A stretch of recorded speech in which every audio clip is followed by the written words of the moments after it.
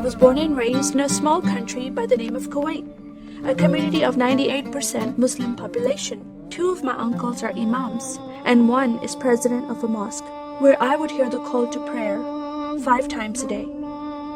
As a Muslim, the word Yahudi, which means Jew, was instilled in me as a bad word, as a cuss word. Yahudis should not exist. They should be killed, and I never thought to question why would I hate them. I never met Jewish people in my life. They never did anything to harm my family. I just hated them. Just the word brought hatred in my heart. It's very important to learn the Quran and the Hadith and even memorize it in Arabic. I even entered a competition where you recite a long chapter in front of Islamic leaders and teachers.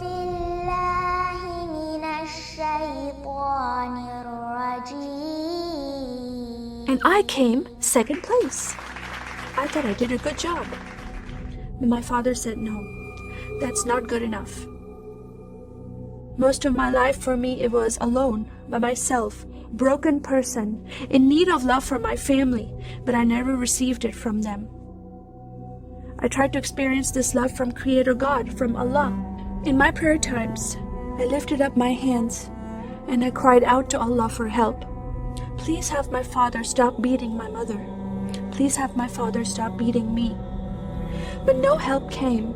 God is not a personable God to Muslims. God doesn't say, I love you. Saddam Hussein forces came in the middle of the night and invaded the small country of Kuwait. And then they came to my city and they destroyed property and they looted people's home and they stole possessions and they killed the men and they raped the women.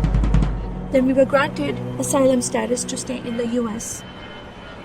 My grandmother suddenly got very sick. She had a heart attack and she went to the hospital. And 2 days later, she passed away. I was devastated because I lost my best friend. And this lady approached me and asked me if I was okay. And I said, no, Paula, my grandmother died. And I just started to cry again. At that moment, I was hurting so much, only crying helped. And Paula came to me and put her arms around me and she gave me a hug. And then she asked me a question. Would you like to go to church with me? When I walked into this church, I experienced love from these people and acceptance from these people like I've never before. Fellowshipping together. They were men and women together. They didn't have to be separate. No one was judging each other. And they knew I was Muslim. They were so friendly to me themselves, accepting of me and loving of me. And that was really surprising to me. And for the first time in my life, I heard a message from the Bible. He started reading the message about Yeshua. When he walked into the synagogue, he was given a scroll from Prophet Isaiah, and he opened the scroll and he started reading that scripture. That the Spirit of the Sovereign Lord is upon me, because he has anointed me to preach the gospel to the poor. He has sent me to heal the broken heart and to proclaim liberty to the captive and freedom of sight to those who are bound, to proclaim the year of the Lord's favor. First time I heard these words of freedom and healing and liberty. I'm desperate to be freed from bondage. I was held captive in Islam and I wanted to be freed from that. I was blinded with so much hatred in my heart. The darkness broke from my eyes. The veil came off my heart. I knew the decision I was making to leave Islam is a big decision. By Sharia law, Islamic law, it is death penalty. But I'm desperate to know a living God. In that day, I gave my life to becoming a follower of Jesus. This is the God of Israel, God of Abraham, Isaac, and Jacob.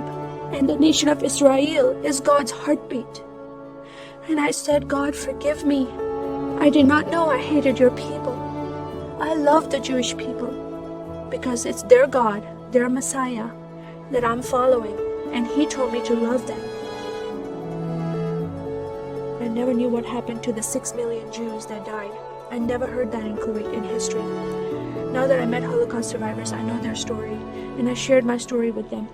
Your God, your Messiah, changed my heart, giving His life for me. so I can have life everlasting. He rescued me. He saved me. He came and brought joy in my life again. And I'm a blessed woman. And I start crying, and they start crying.